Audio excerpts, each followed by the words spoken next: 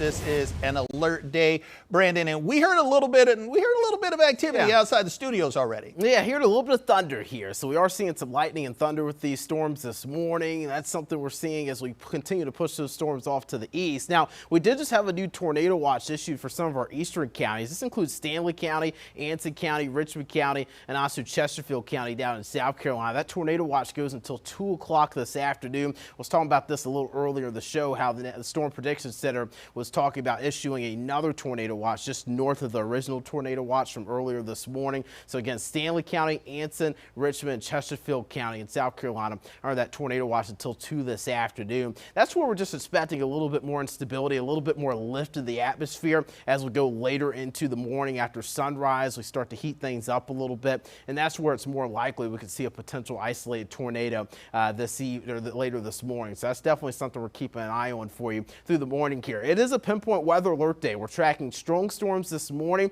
The main threat with these storms is damaging wind gusts, but those secondary threats include hail and even the chance for some isolated tornadoes. The wind advisory goes until 2 o'clock this afternoon, as we are going to be seeing those 40 to 50 mile per hour wind gusts as this cold front continues to move off to the east. This is a look at radar right now. Notice the leading edge of this range starting to approach I-77. So Charlotte, we're hearing a little bit of lightning and thunder here. So really towards West Charlotte, that's where we're hearing the thunder here at our studios. And you can see some of that heavy rain starting to approach there. So I'm going to go ahead and freeze this for you now, just to kind of show you what's happening at the moment. Again, we're seeing some of the heaviest rain approach I-77. So Gastonia, Lincoln, also York, you're starting to see some of that heavy rain approach your region, Chester as well. Now, as you get further south with this line of storms, notice there's a lot more severe activity down towards Augusta, just southwest of Columbia. In the Augusta, Georgia area, we've got a tornado warning that's been issued there. So that's where we're seeing a little bit more severe weather activity this morning along that line of storms.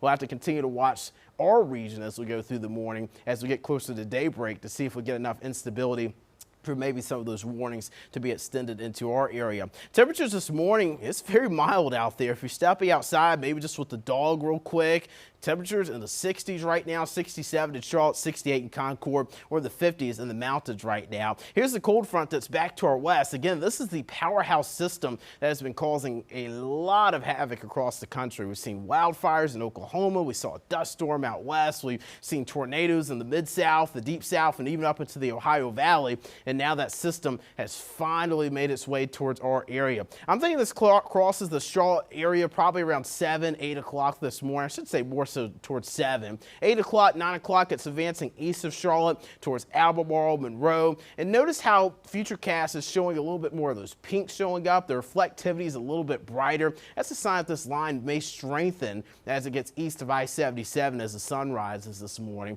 Now, notice how quickly this gets out of here.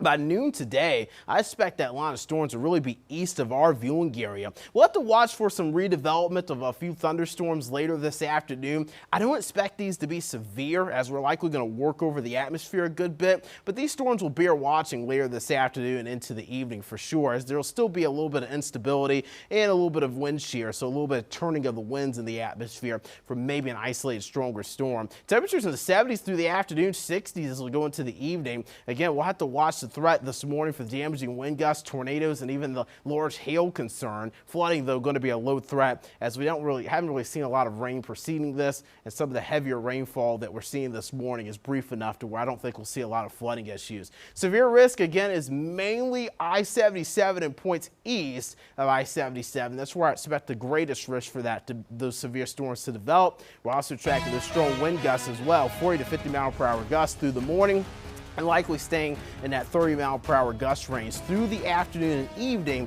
before winds settle down a bit. The weather is much calmer tomorrow for St. Patrick's Day. We're in the 60s, starting in the 40s.